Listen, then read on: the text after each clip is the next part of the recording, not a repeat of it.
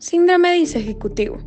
Una de las tareas más importantes de la neuropsicología contemporánea ha sido la clarificación de las alteraciones cognitivo-conductuales consecuentes al daño en las regiones prefrontales del cerebro. Se describen a continuación los principales cambios que acontecen en distintas áreas, teniendo presente que, al igual que sucede en todos los síndromes neuropsicológicos, las características actuales dependen de múltiples variables, como son la edad del paciente, su nivel premórbido de ejecución, la magnitud, naturaleza, curso de la lesión, su localización precisa, etc. Características del síndrome disejecutivo. Es importante destacar que frecuentemente el daño prefrontal no se manifiesta en deficiencias específicas, en el lenguaje, la memoria, la percepción, etc., sino en cambios en el estilo de la conducta del paciente. Este puede tornarse apático, pueril, desinhibido, etc., que estas no siempre pueden ser reconocidas mediante una evaluación neuropsicológica estándar. Es por eso que la historia del paciente se convierte entonces en el dato fundamental. Motricidad. Además de los trastornos motores, debido al daño en las zonas implicadas en la motricidad, este síndrome puede incluir los siguientes cambios: aparición de reflejos patológicos, hiperactividad a los estímulos actuales, lo cual conduce a un cuadro de aparente hiperactividad, desintegración conductual, que puede adoptar la forma de adinamia, perversión, considerada como la imposibilidad para introducir cambios en el comportamiento, que se manifiesta en niveles diferentes: motor, verbal, amnésico, etc. Atención. Los trastornos atentivos observados en pacientes que tienen daño prefrontal implican, por parte, un aumento en las formas sensoriales de atención y, por otra, una disminución en las formas dirigidas de atención, y representan uno de los factores básicos subyacentes del síndrome prefrontal, que se manifestará en diferentes tipos de tareas. Lenguaje. En casos de daño frontal izquierdo en zonas anteriores al área de Broca, se ha descrito un cuadro de alteración del lenguaje conocido como afasia dinámica, que se caracteriza por la disminución o ausencia del lenguaje espontáneo. Tanto en caso de daño prefrontal derecho como izquierdo, se muestran dificultades evidentes en conceptualización y en análisis de oraciones comparativas y negativas. En lesiones izquierdas, apatía, adinamia, perseveración e imposibilidad de desarrollar tareas verbales. En lesiones derechas, desinhibición emocional, asociación libre de ideas y rudeza verbal. En todos los pacientes se encuentra una conversación formal del lenguaje. Igualmente, en todos ellos existe conversación del nivel de lenguaje repetitivo. Percepción. Si se exceptúan las posibilidades en la discriminación olfatoria, el daño prefrontal no implica alteraciones en la discriminación sensorial.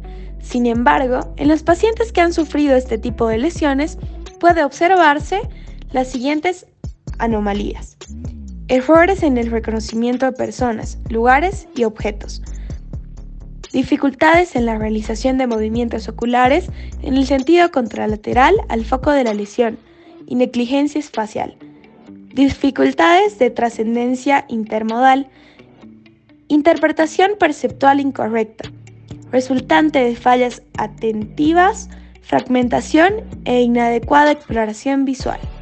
Conducta emocional. El daño prefrontal no necesariamente conlleva la ausencia de respuestas emocionales, sino más exactamente a la puerilidad, inmediatez y elaboración pobre. En estos casos, es frecuente hallar cuadros de apatía y falta de respuesta emocional ante los estímulos actuales, o por el contrario, respuestas emocionales fuertes que pueden fácilmente cambiar de un momento a otro. Memoria. En la práctica clínica, se observa que pacientes con daño prefrontal muestran una serie de cambios en su actitud amnésica, cambios que podrían interpretarse como resultado de trastornos atentivos, fenómenos perseverativos, ausencia de estrategias y de planeación conductual, etc. Actividad intelectual. Los pacientes con el daño en las regiones prefrontales muestran gran dificultad en la realización de distintas tareas intelectuales a consecuencia de sus defectos de atención, de sus dificultades para organizar, planear, etc. Esta dificultad se manifiesta en diferentes niveles y en distintas situaciones: realización de cálculos, solución de problemas, plantación de estrategias de conducta, problemas lógicos, extracción del sentido de un texto, similitudes, generación verbal, etc. Delirio y demencia. El delirio y los cuadros demenciales son relativamente frecuentes en los pacientes con diversos problemas médicos. Entre los factores predisponentes se encuentran la edad, demencias y otros trastornos neuropsicológicos, por ejemplo, Parkinson o esclerosis múltiple, traumatismos cranoencefálicos, terapias farmacológicas preexistentes, alteraciones visuales o auditivas. El delirio o estado confusional agudo se caracteriza por una alteración en la conciencia y en el estado de alerta. Denota una incapacidad del paciente para pensar con rapidez, claridad y coherencia acostumbrada. Los síntomas incluyen desorientación, atención y concentración disminuidas, alucinaciones visuales y auditivas, incapacidad para registrar adecuadamente cualquier información y después recordarla. En general, debe considerarse como cualquier cuadro que se manifiesta con reducción en el estado de alerta y en la actividad psicomotora. El delirium puede coexistir con un síndrome demencial. Además de estos datos de confusión, el delirium se caracteriza por una alteración prominente en la percepción con alucinaciones y sueños vividos, fantasías e ilusiones absurdas, incapacidad para dormir e intensas alteraciones emocionales. Además, en el delirium puede haber un aumento en el estado de alerta con respuestas hiperactivas a cualquier tipo de estímulo, así como una hiperactividad marcada en la función psicomotora o el sistema nervioso autónomo. Es importante reconocer este estado porque usualmente representa un problema médico agudo más que una condición psiquiátrica. La demencia es un síndrome debido a la disfunción cerebral que produce desintegración de la conducta en los planos intelectual y emocional, alterando significativamente la función social y laboral del paciente. Contrario a la opinión clásica, puede ser reversible o irreversible, según la causa del daño y la oportunidad de tratamiento. El diagnóstico de demencia requiere criterios neuropsicológicos que deben considerarse especialmente cuando se quiere establecer un diagnóstico diferencial con un cuadro depresivo o con un proceso normal de envejecimiento. Tipos de demencia. Estas se dividen en corticales y subcorticales. Pueden ser tratables o no tratables.